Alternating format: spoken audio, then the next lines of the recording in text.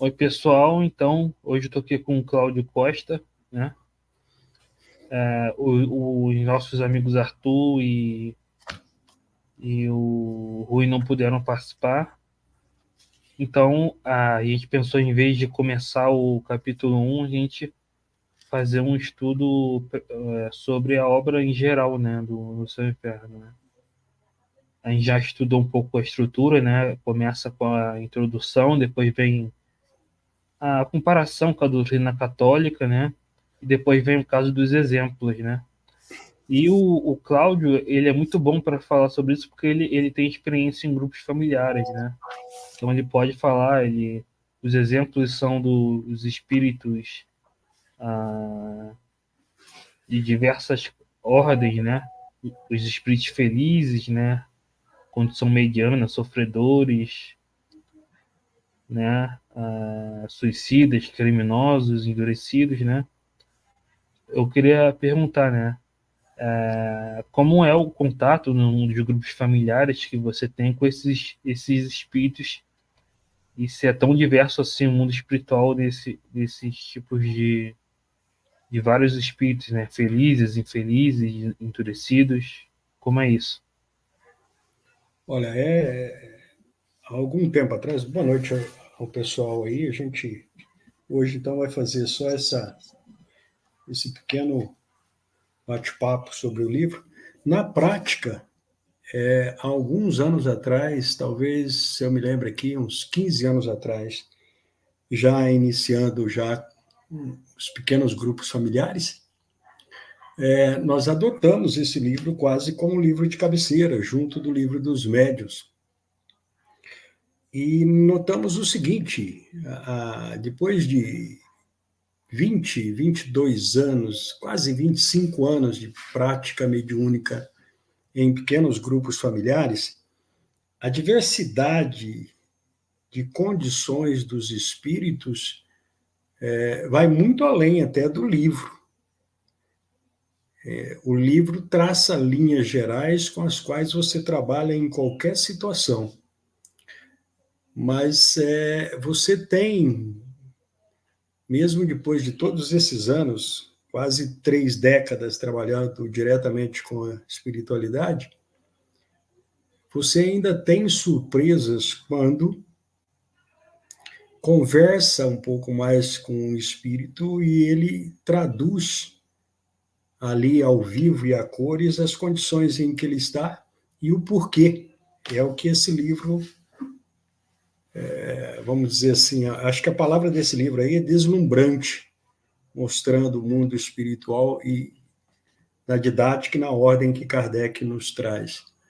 Então, para quem realmente participa de grupos, participa de locais ou de reuniões onde a mediunidade é atuante, esse livro aqui tem que ser um livro quase que obrigatório de leitura, como se diz aí, ao pé da cama, como nós costumamos dizer, ou um livro de cabeceira, né?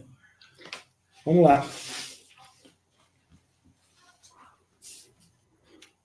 E na sua experiência, no movimento espírita brasileiro é muito comum o contato só com os espíritos sofredores, né? Não se tem muito contato com os espíritos felizes, né? Na sua prática, como é isso? São mais espíritos sofredores que se comunicam ou também espíritos superiores, felizes? Como é essa questão? Olha, a diversidade, como a gente diz, é quase que infinita. É claro que a grande maioria dos espíritos que se comunicam são espíritos infelizes, ou espíritos sofredores, como nós costumamos dizer. Mas a diversidade e a compreensão desse sofrimento dá nuances que a gente nem imagina. Porque geralmente esses grupos familiares têm a capacidade intrínseca, vamos dizer assim, de trazer para o relacionamento quase que direto dos familiares que partiram. O nome grupo familiar já advém dessa grande questão. Então, aqueles que participam dos grupos geralmente têm a grata surpresa de receber as comunicações diretas de seus familiares, sabendo que aqueles familiares não são espíritos perfeitos ou espíritos felizes, mas trazem, muitas vezes, informações e trazem a constatação da continuidade da vida de uma forma esplêndida. O espírito ressente, por exemplo, da partida, algumas vezes relata a questão ainda ligada ao desencarne, geralmente por doença ou por algum trauma, mas estão, vamos dizer assim, seguros da continuidade da vida e dão exemplos, inclusive, de fé e de confiança nesse mundo espiritual que nos espera. Espíritos felizes, sim, muitos que se comunicam já falam de numa situação de compreensão. Esse termo felicidade, tanto é que ele foi bem trabalhado aí na doutrina, né? É muito relativo, porque nós temos uma ideia de felicidade muito ligada às questões materiais. Mesmo quando falamos de espiritualidade, a visão nossa de felicidade ainda é muito pequena, muito, muito sujeita aos nossos costumes e ao nosso tipo de vida material. A felicidade que esses espíritos nos passam, vamos dizer assim, geralmente é a felicidade do dever cumprido. É aquele pai de família, aquela mãe de família, aquele irmão que ele sabe que ele fez tudo que estava ao seu alcance e talvez até um pouco mais. É uma felicidade relativa. Espíritos, vamos dizer assim, superiores a nós, com certeza, porque são espíritos que trazem informações ou colocações que nós não temos capacidade de conseguir sozinhos, sem as informações que esses espíritos trazem, principalmente da sua condição. Então, é um vasto mundo, como diz aí, é um vasto laboratório de aprendizado ainda, à disposição de todo mundo. Infelizmente, é relegado a segundo plano aí, no movimento. A gente vê aqui, né, na segunda parte, tem a passagem, né, que fala que é uma prévia, né, que mostra como é o passamento, né, para alguns mais rápido, para outros mais demorado, né, conforme o espírito esteja mais ou menos apegado à matéria, né.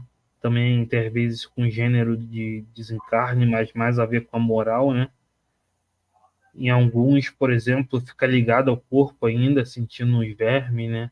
Ainda se acha vivo, outros é mais rápido a perturbação, né? De ligamento. E fala, né, aqui depois dos felizes, né? Dos espíritos em condição mediana, dos sofredores, dos suicidas, dos criminosos arrependidos, dos endurecidos. Depois fala das expiações terrestres, né? Para finalizar, né? Eu quero perguntar, na sua experiência, os espíritos, eles são mais endurecidos, né? Ou já são arrependidos, né? Já se arrepende logo de cara, ou é necessário várias sessões, né? Olha, essa questão também é uma questão que a gente vem trabalhando nos últimos anos. A questão tempo não foi, vamos dizer assim, elaborada totalmente na doutrina espírita pelo tempo que ela foi formulada, né? Em 12 anos já tinha esse volume de informações que a gente ainda tem tanta dificuldade de aprender ou de consolidar como ensino.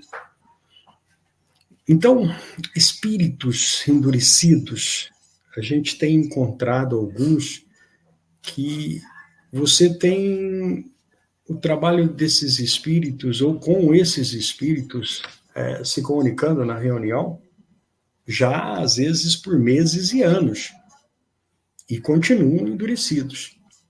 Essa questão, muitas vezes trazida nos romances aí, de que em uma ou duas sessões espíritas, mesmo com alguém capacitado para esclarecer os espíritos, tem um ponto muito curto de entendimento, porque são espíritos que muitas vezes estão há séculos arraigados nas suas, vamos dizer, crendices, revoltados com o que eles chamam de ordem divina, e a gente tem compreendido isso aos poucos durante esses anos aqui.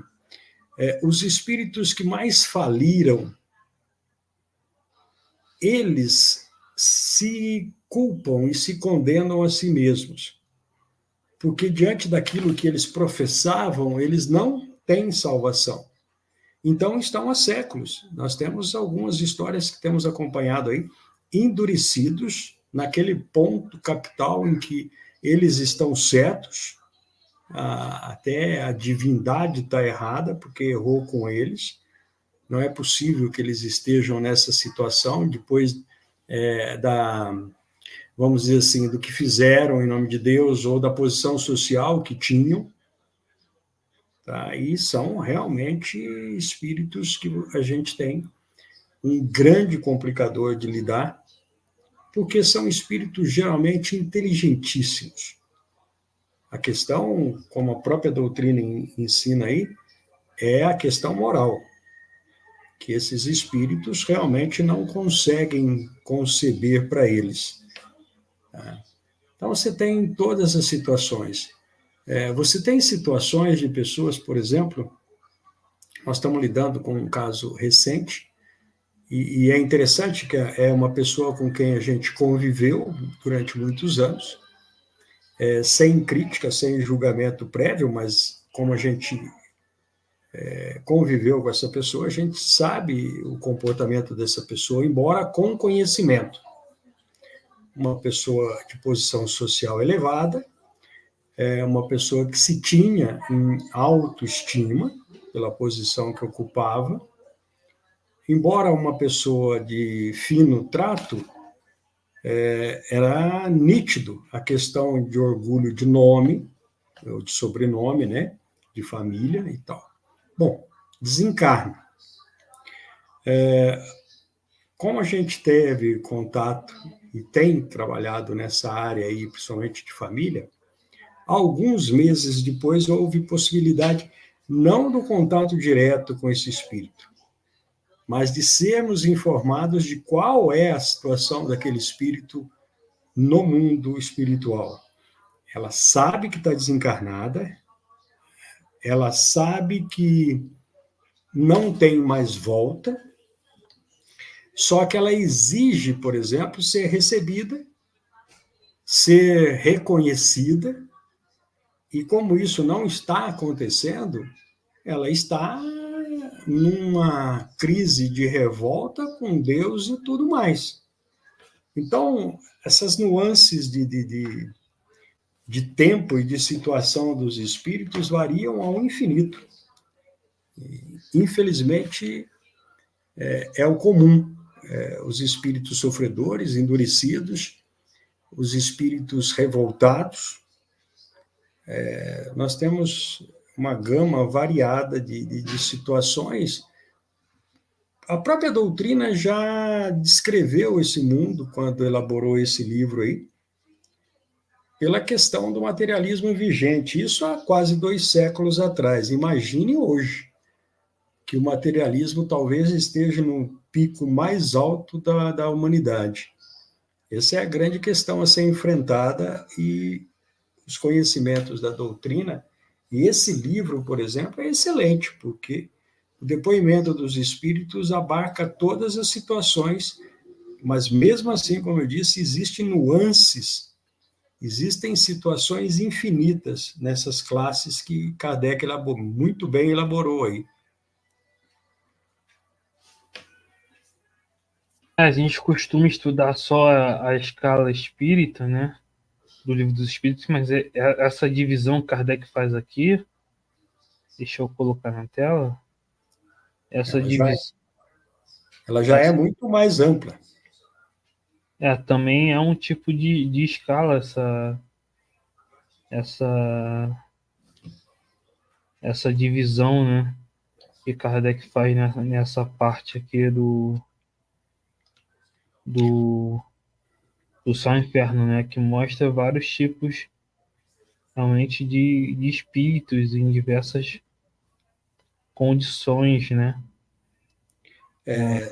Quando a gente encontrou pela primeira vez, ou realmente prestou atenção a primeira vez nesse livro e nessa parte aí da elaboração do livro, nós tivemos uma surpresa de ver, por exemplo, os espíritos endurecidos estão numa situação muito mais difícil do que os espíritos suicidas.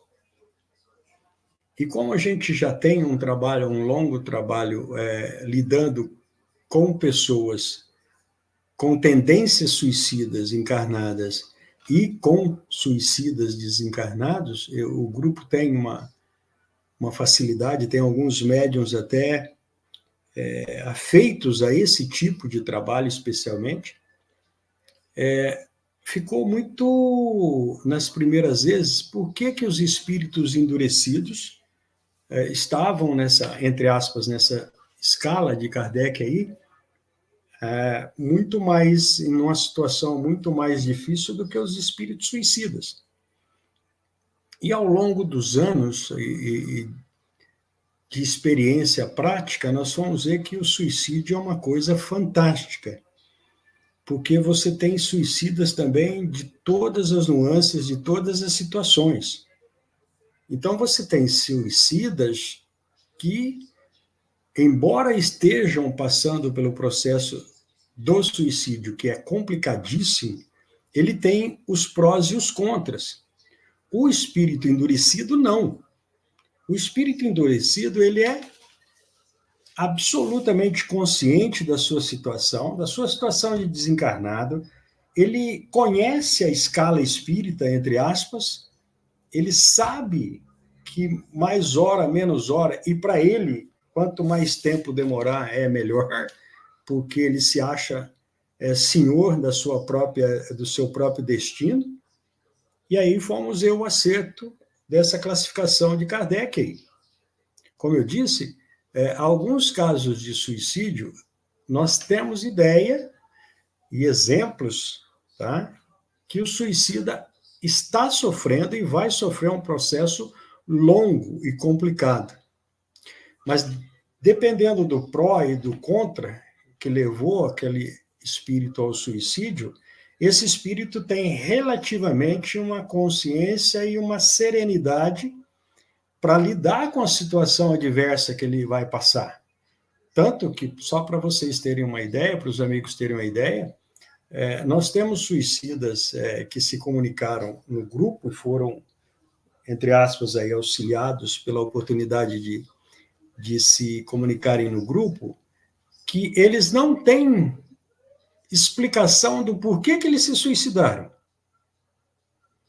Eram pessoas relativamente tranquilas, simples, tinham tudo o que precisavam, não havia nenhum drama religioso, não havia nenhum drama amoroso, e simplesmente acordaram, eu vou terminar com a minha vida. Se enforcou, deitou na linha do trem, a gente tem várias histórias. E é interessante isso, ele está consciente. E algumas vezes, depois de um certo tempo, quando nós precisamos, por exemplo, sentar com uma pessoa ou uma família que tem um indivíduo com as tendências suicidas, que inclusive já havia tentado suicídio, esse espírito se apresenta através do médium e tece longos conselhos para aquele pretenso suicida. Ele tem consciência, ele tem, entre aspas, a experiência, e é muito gratificante ver isso. Na outra ponta, você tem suicidas com os quais você não consegue nem conversar. Quando tem a oportunidade de se manifestar na reunião, aqueles que o conduzem até a reunião, geralmente um familiar que está auxiliando, o que pede apenas para que nós demos um tempo para ele ali naquela reunião, geralmente ligado ao médium, para que ele tenha um fôlego e que façamos preces naqueles momentos. São situações que variam ao infinito de uma escala a outra. Então, essa questão de trabalho com os espíritos sofredores, ao longo desses quase 30 anos, nós temos visto que seria ótimo o contato com espíritos superiores. Já tivemos? Sim. Mas espíritos que têm que falar na nossa linguagem. Você sente a presença daquele espírito, você sente na fala daquele espírito através do médium, e o próprio médium depois relata que nunca sentiu, não imagina e não consegue explicar as sensações daqueles minutos em que esteve ligado àquele espírito.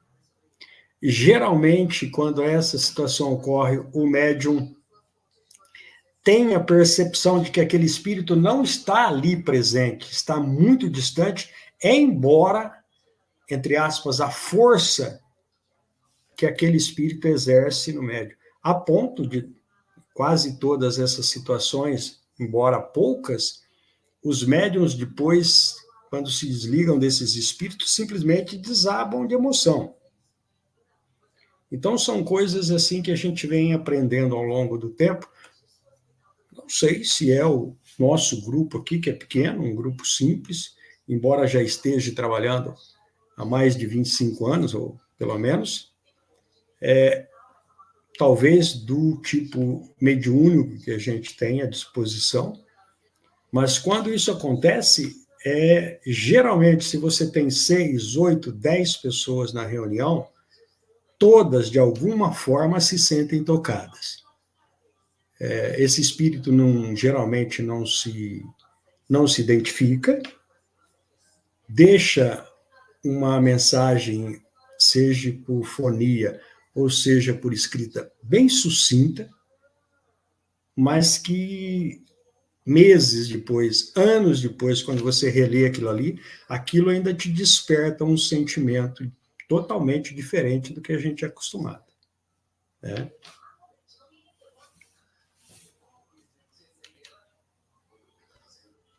Perfeito. A Ana, ela colocou aqui uma questão. Ela pergunta: como os espíritos chegam a uma reunião mediúnica? Costumam a frequentar em diversos locais? É interessante essa pergunta, Ana. Pela experiência nossa, Ana, e vejam bem, hoje a gente trabalha já com essa questão de uma forma tão natural que às vezes a gente se pega assim, o que você está fazendo? O espírito, por mais difícil que seja, ou quanto mais difícil ele se manifeste na reunião, mais certeza nos dá de que alguém o está conduzindo ali. Né?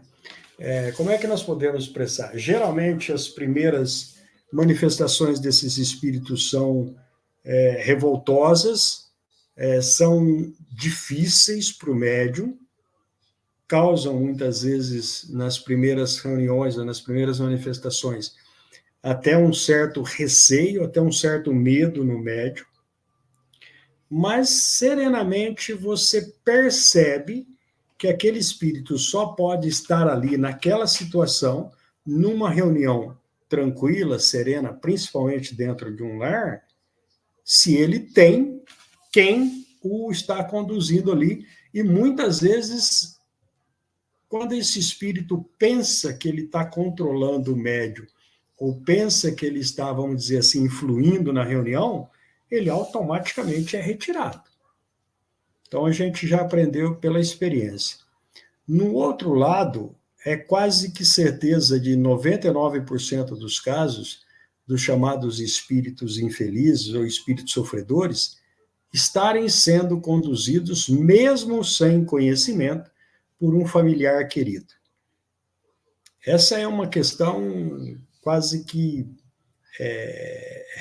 é quase que lei nas manifestações de espíritos sofredores. Pode estar ali uma discussão, às vezes, em que você não encontra um ponto de tocar aquele espírito, tá? E, de repente, vem no pensamento ou do condutor, do que está a conversar com esse espírito, a esclarecer esse espírito, a simples pergunta: lembra-se daquela pessoa que orava por você? Geralmente uma mãe, geralmente uma avó.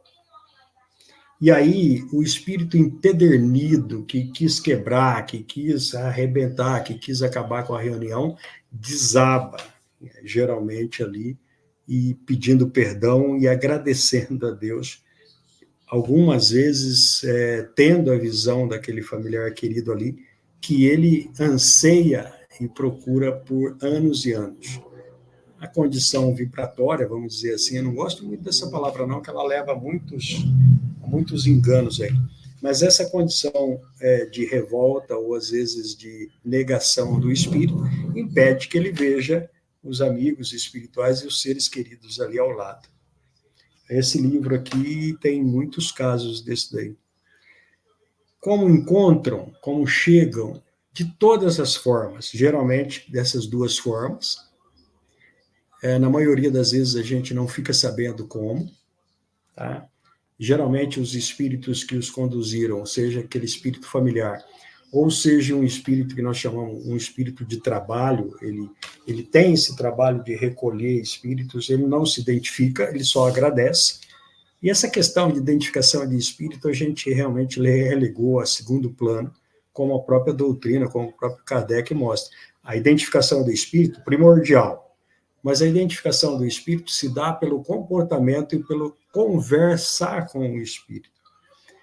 Outros espíritos simplesmente estão passando por ali e algo os atrai. Muitas vezes, os médiuns pedem: Cláudio, estão pedindo aí, eu vejo na minha intuição, para você abrir a porta ali da sala, porque tem um espírito ali, mas ele não vai entrar sem que a porta seja aberta para ele. São coisas...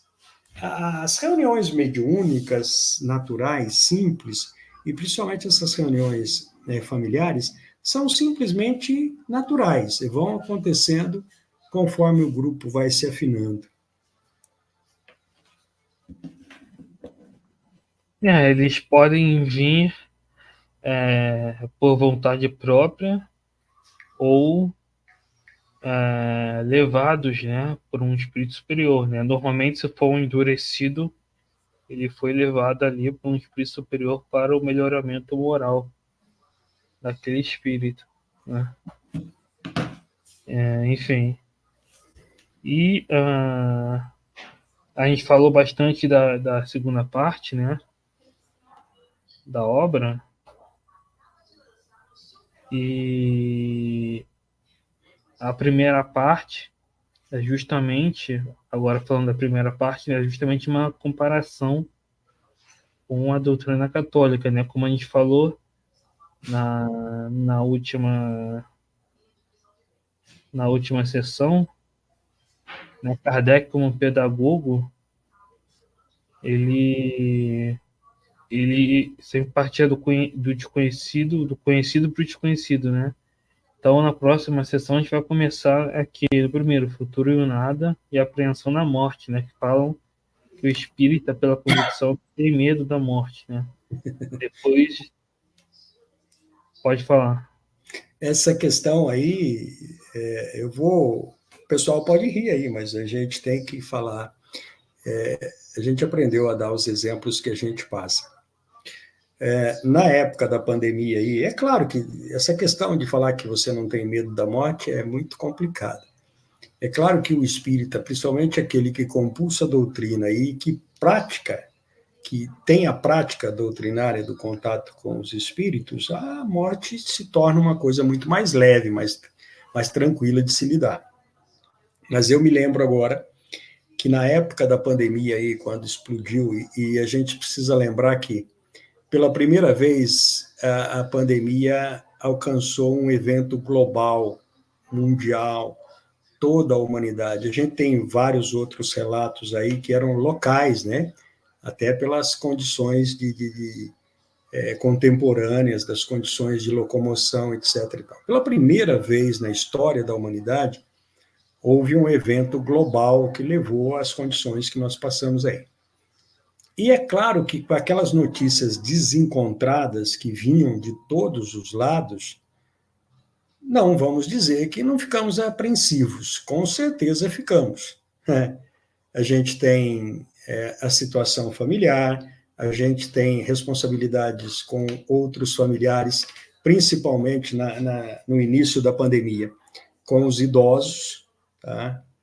Eu tenho família, a minha esposa tem família que tem idosos, nós temos crianças, temos netos, filhos e netos. Então ficou uma situação realmente, pairou no ar aí uma apreensão que, inclusive, uma hora que chegar nesse assunto, a gente possa discutir aqui, ainda paira, vamos dizer assim, na atmosfera da humanidade. Mas, enfim, é claro que temíamos por nós, temíamos pela situação, ninguém... E numa das pequenas reuniões, e aí as reuniões realmente se tornaram mais familiares ainda, porque havia aquela questão de você não poder transitar. Então, as reuniões eram feitas entre a família, entre só os membros da família. Aqueles outros que participavam, geralmente participavam por vídeo. E para esclarecer, quando aconteceu a pandemia em 2019, se eu não me engano a memória, né? Nós já tínhamos um trabalho online com estudo e com prática mediúnica online já há 4 ou 5 anos. Então, para nós foi muito fácil começar a conduzir as reuniões online. E as reuniões se tornaram mais íntimas. E nos primeiros meses daquele alvoroço e tal, e realmente ninguém sabia o que ia acontecer, o que ia fazer, a gente começou a ficar apreensivo também. Numa das reuniões familiares mais íntimas aqui, se apresentou espontaneamente, o espírito não se identificou, mas esclareceu que tinha sido uma freira na época da peste negra. E ela nos deu uma lição de moral que foi a coisa que, vamos dizer assim, começou a nos sustentar para enfrentar de uma melhor forma toda essa situação que todo mundo passou. Ela disse, muito me assusta, ou muito me espanta, eu ter vindo até aqui, porque eu participo das reuniões anonimamente, e, de repente, eu vejo vocês apreensivos com a questão da morte. Justo vocês que hoje têm não só o conhecimento que vocês compulsam, mas vocês têm hoje a tecnologia, vocês têm a medicina, vocês têm os governos. E ela relatou que, na época dela, ela era uma freira, e quando aconteceu a chamada peste negra lá, não existiam médicos, não existiam hospitais. Quem recebia a leva de doentes infindável eram os conventos, eram as igrejas. E ela falou, e nós não tínhamos conhecimento nenhum. A primeira coisa que a gente fazia, a primeira providência, era banhar os doentes e estourar as pústulas. E nós não sabíamos, porque padres morriam, freiras morriam e tal. E a gente passou mais de ano cuidando dessa situação. Sem nenhum aparato que vocês têm hoje. Devem temer, devem cuidar? Sim. Tá? Vocês têm tudo hoje na mão. Mas vocês que têm esse conhecimento temerem da maneira que nós estamos percebendo vocês temerem, muito nos espanta. E ela relatou que é o seguinte, ela falou, olha, eu só vim para dar esse recado, e só dizer para vocês, embora eu estivesse ali no centro, no meio do tumulto da peste, eu fui morrer anos depois de um infarto natural. Então, a gente começou ali a refletir realmente, na importância do conhecimento espírita, para todas as situações advindas e até futuras, tá? a tal da fé raciocinada, se ela não funcionar nesses momentos aí, é complicado, é preciso repensar as coisas. Só para vocês terem uma ideia de como funciona essa questão aí, né?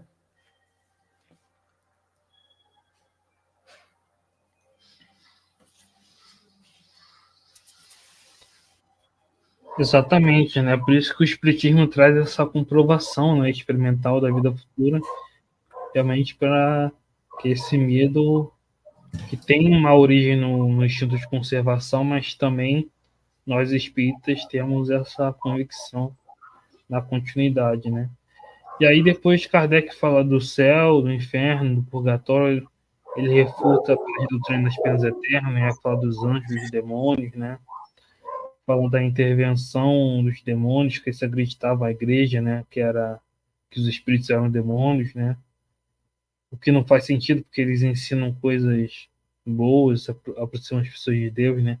Da proibição de Moisés, né? Que na verdade era pelos abusos, não por outras coisas, né? E Kardec vai explicar que, na verdade, partindo da questão católica, na verdade, vai explicar, né, que, na verdade, o que se poderia chamar de anjo e demônio, na verdade, o anjo é o espírito puro que teve que progredir, né? O demônio é o que escolheu temporariamente o mal, mas vai chegar no bem, né? O céu e o inferno são estados interiores, né? Mas o inferno não é eterno, né? Se o inferno fosse eterno, Deus não seria infinitamente misericordioso, né? O purgatório, que Kardec vai colocar até na própria encarnação, né? Porque é aqui que a gente purga nossas imperfeições, né? E vai, enfim, vai elaborando, né? Enfim, eu só queria chamar a atenção mais uma vez para essa segunda parte e para os casos que o Cláudio falou, que é importante, né, a criação de grupos familiares, né? Criem grupos familiares, né? Pode ser virtual, em casa mesmo, não existe local sagrado, pode ser, você pode desenvolver sozinho, como diz no livro dos médios, né? Todo dia, 1 hora durante o mês, de se desenvolver, né? Pelo anjo da guarda, né? E pode ser virtual até, porque o que importa são os laços morais, não a questão da matéria, né? É. Então, a própria revista espírita tem, e no livro dos médios, tem como criar um grupo, né? E é interessante que essa informação faz parte do corpo doutrinário, faz parte do fundamento doutrinário e está relegada ao esquecimento. Tá? Já tivemos diversos grupos familiares. Em casa, na minha residência, o grupo vai para 25 anos, 25 anos. Os grupos online com prática mediúnica, sem nenhuma dificuldade, tá? Nós já vamos para 8 ou 9 anos. A grande dificuldade é as naturais da vida. Os médiuns vêm e vão. Essa questão, por exemplo, de muitas pessoas se afastarem do trabalho mediúnico, se afastarem, às vezes, até do trabalho espírita ou da própria doutrina, por acharem que uma vez que se comprometam, não podem mais sair, não podem mais deixar de praticar mediunidade. Eu tenho médiuns na família, trabalharam com mediunidades anos e anos sem nenhuma dificuldade. Tomaram a decisão, por exemplo, de irem cuidar das suas profissões, irem cuidar das suas famílias. Escolheram uma religiosidade. O médium, necessariamente, e a gente já até esses dias colocou um banner na internet, e eu afirmo isso por experiência própria, 99% dos médiums, eles, no máximo, são espiritualistas. Você não tem médiums espíritas, porque é dificilmente você encontra um espírita. O espírita teria que ter um conhecimento completo, não só da teoria, como da prática. E 169, 170 anos de existência de uma doutrina, é impossível que eu a conheça, que eu a compulse, que eu a pratique. Então, o máximo que nós podemos dizer é que eu estou espírita nessa encarnação. Tá? E médiuns, por incrível que pareça, a própria doutrina demonstra isso. Não tem nada a ver com doutrina espírita. A mediunidade que compulsou, que nos ofereceu a doutrina, ela veio de médiuns antes de existir a doutrina. E aí hoje tem essa questão aí, até que você tem que fazer curso de médium. Isso nunca existiu na doutrina. Nós estamos estudando a Revista Espírita em um outro grupo aí, e foi uma das discussões foi essa questão. A doutrina espírita foi elaborada por 3 meninas. E hoje, por exemplo, se alguém aí que assistir isso aí conhecer algum médium com menos de 20 anos que trabalhe efetivamente em algum agrupamento espírita com mediunidade prática, me apresentem, porque eu vou dar parabéns a esse grupo, a esse médium. Você não tem. Quase 200 anos depois tem esse paradigma que foi inventado aqui, que criança não pode trabalhar com mediunidade, jovem não pode trabalhar com mediunidade, médium não pode trabalhar sem ter trocentos certificado de curso. Os grupos familiares aqui, eu compulso com dezenas de médiuns. Aonde eu encontro esses médiuns? Eu encontro esses médiuns dentro do lar. Olha, tem uma pessoa aqui perturbada. Você vai lá conversar com a pessoa perturbada é um médium cujo espírito quer atenção. Você dá atenção àquele espírito, dá atenção àquele médium e encaminham para as reuniões. Os médiums de trabalho aqui é simplesmente pessoas comuns, professores, médicos, dentistas, advogados, lixeiro, que tem mediunidade. Eu sou um pintor de parede. Minha filha faz faxina. Tem mediunidade. Não tem absoluta... Na doutrina inteira não tem nada do que se compulsa aí com ser médium, ou para que médium. Está lá bem claro. O ideal seria que o médium conhecesse a doutrina. Excelente. É o que fazemos dos grupos familiares. Não trabalhamos com prática espírita, com prática mediúnica, sem estudo. Os médiuns, inclusive, se aborrecem muito disso, porque o médium está ali, vibrando para trabalhar. E aí tem que aguentar teoria.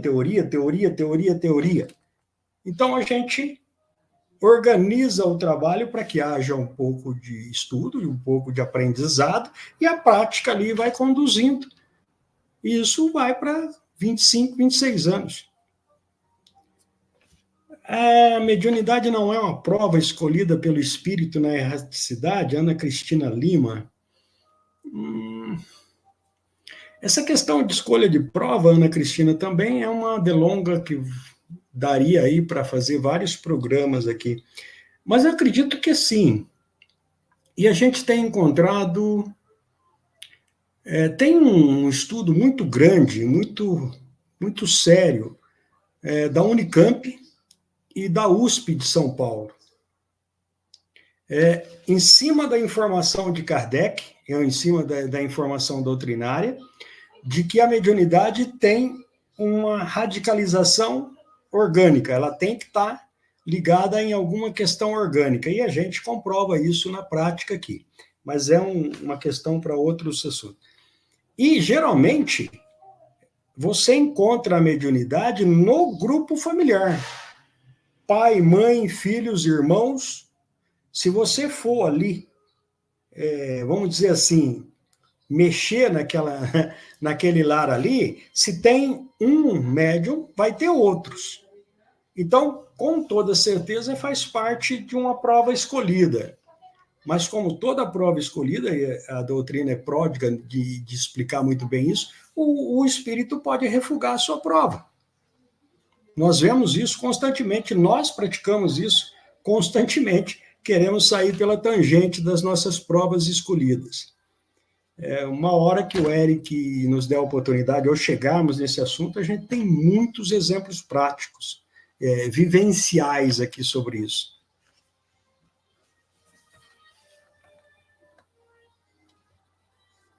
Não, sobre as provas escolhidas, se você quiser falar agora, você pode comentar. Muito bem.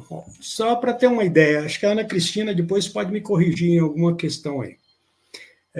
Sobre essa questão de prova escolhida, o livre-arbítrio é lá na erraticidade, é lá no mundo espiritual que o espírito clama, suplica pela prova que ele necessita passar, pelas dificuldades, pelo aprendizado geralmente ligado à dor, já que nós estamos num mundo de provas e expiações. Eu vou dar um exemplo aqui, eu não posso citar nomes, então vamos lá. Eu tenho uma família que está passando por um drama familiar que a maioria das famílias passa, tá? Que tem um filho doente, tá? Esse menino está em torno de 40 anos, e a gente fala menino porque, assim, eu acompanho a vida dessa família aí há 30 anos, mais ou menos. Então, você veja bem, o menino tem síndrome de Down, muito bem?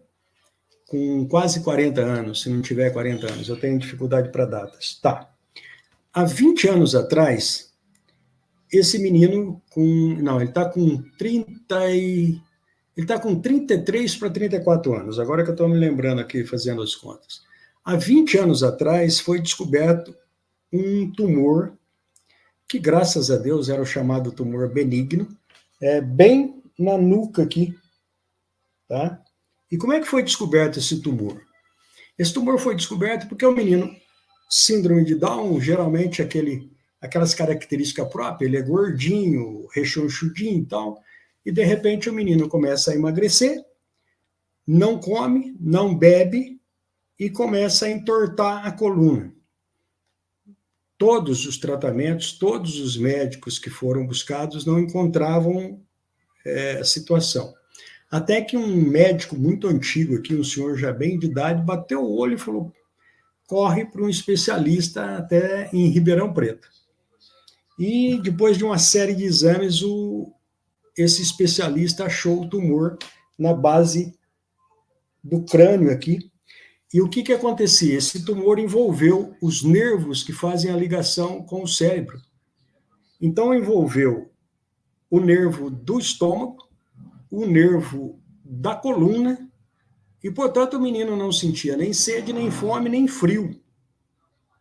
Bom, a história, para encurtar, foi tirado um tumor ali, geralmente do tamanho de uma laranja, acho que era 7 por 6, 7 por 6 por 5, que ele era irregular.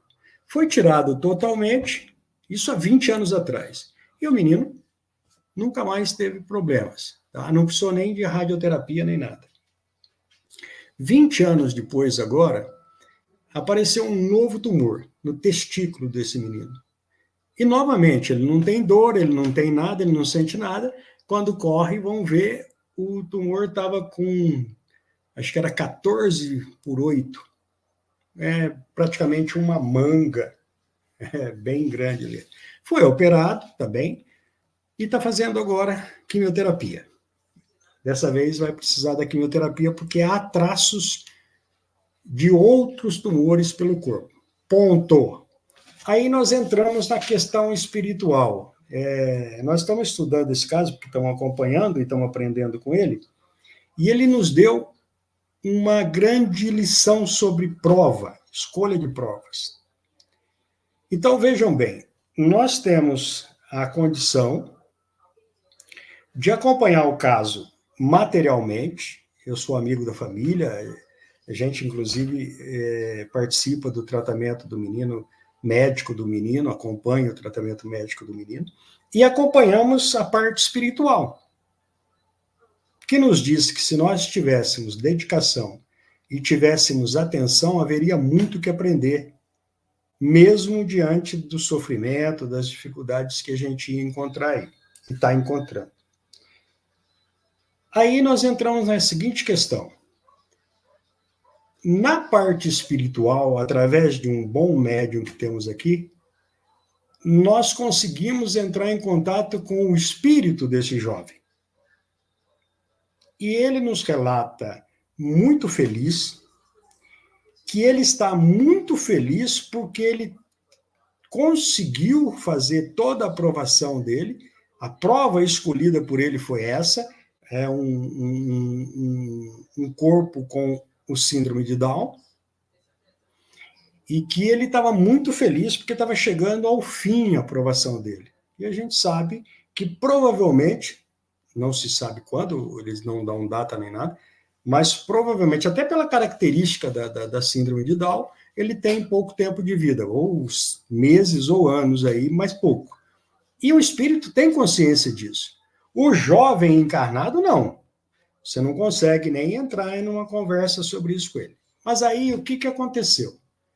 Várias vezes a gente conversa com esse espírito, nós temos essa condição aí de aprendizado. Nas últimas conversas, o médium tem relatado ver o espírito do jovem, sem a questão da síndrome, mas muito triste. As primeiras vezes que ele se manifestou, ele estava muito feliz, porque ele estava alcançando o término da aprovação dele e ele tinha vencido as provações dele. Aquilo que ele tinha pedido, ele tinha conseguido realizar. Faltava ali um pouco ainda, mas já estava no fim. Agora, ele está triste. Olha o aprendizado aí para aprofundar essa questão das provas escolhidas aí de livre-arbítrio. Agora, na parte espiritual, ele começou a perceber o sofrimento do pai, o sofrimento da mãe e o sofrimento do irmão e demais familiares, e até de amigos que ele tem. E isso abalou a felicidade, entre aspas, que ele está tendo, dele ter conseguido ultrapassar a prova dele, pedida por ele. Então, a questão é muito interessante, que nós estamos, inclusive, elaborando aí um pequeno trabalho sobre, e vamos acompanhar o caso aí. Então, você veja bem, as provas são realmente escolhidas por nós, e não é aquela coisinha de romance, não, que tem mentorzinho, essas coisas aí apontando. Isso aí é entre eu e Deus, entre eu e a divindade, vamos dizer assim. Vou ter conselhos de espíritos amigos? Com certeza. De espíritos contemporâneos, familiares nossos, com os quais nós estamos ligados? Com certeza. Mas quem decide isso sou eu. Eu peço a minha prova e espero a natureza divina, as leis divinas me colocarem naquela prova. Uma vez colocada, e a doutrina é bem clara sobre isso em diversos pontos aí, a maioria de nós refuga essas provas. Tem aquela pequena explicação, né? O espírito pede para carregar uma cruz de 1000 quilos. Como o Criador, vamos lá, o nome que se dê, ele sabe que eu não tenho forças para carregar 1000 quilos, embora precise, ele me dá uma cruz de 10. No meio do caminho eu começo a me revoltar, porque está começando a esfolar meu ombro. Infelizmente, nós estamos nesse estágio, por isso estamos no mundo de provas e expiações. Esse caso aí que a gente está acompanhando, como diversos outros, em diversas outras situações, tem feito duas coisas. Comprovado todo o acerto dos fundamentos doutrinários, até hoje, com quase 30 anos no meio espírita, aí, 25 de grupos familiares, nenhum ponto da doutrina foi sequer arranhado por essas situações de mediunidade aí, que são trazidas para que a gente possa ver o fundamento ali em ação. E essa questão da prova aí, nós estamos tirando desse exemplo que estão acompanhando desse caso aí. Tá? Então, a surpresa desse espírito,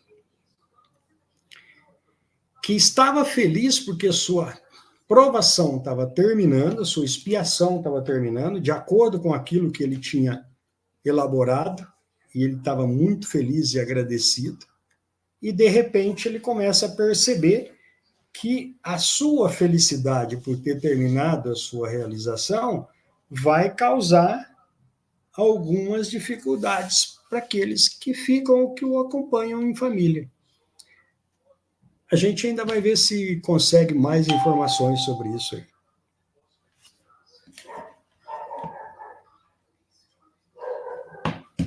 Excelente. Então é isso. É interessante que muita gente no próprio Céu e Inferno tem a evocação de um espírito deficiente que se comunica perfeitamente, né? Então muita gente não sabe que dá para evocar encarnados também durante repouso e fazer reuniões com evocação, como tem no capítulo 25 do Livro dos Médiuns, né? E as reuniões familiares são assim, estudo e mediunidade, né? Na época do Kardec, as reuniões eram sempre assim, né? Hoje em dia que se separou, tem reunião para estudo e tem reunião para mediunidade, né? Na época do Kardec era junto, né? Então, por exemplo, no grupo Agostinho que eu participo, a gente estuda um capítulo do Livro dos Espíritos e depois estuda junto com os espíritos, né? Então é fazer isso. E é isso, a gente continua no próxima terça, o capítulo 1, né? Vamos entrar nesse livro aí que é fantástico, como toda doutrina, mas esse livro aí, para quem trabalha com a mediunidade, é um livro essencial. Exatamente. Então, quero agradecer ao Cláudio, agradecer a todos. Curtam, compartilhem, se inscrevam e nos vemos no próximo vídeo. Até a próxima. Tchau. Boa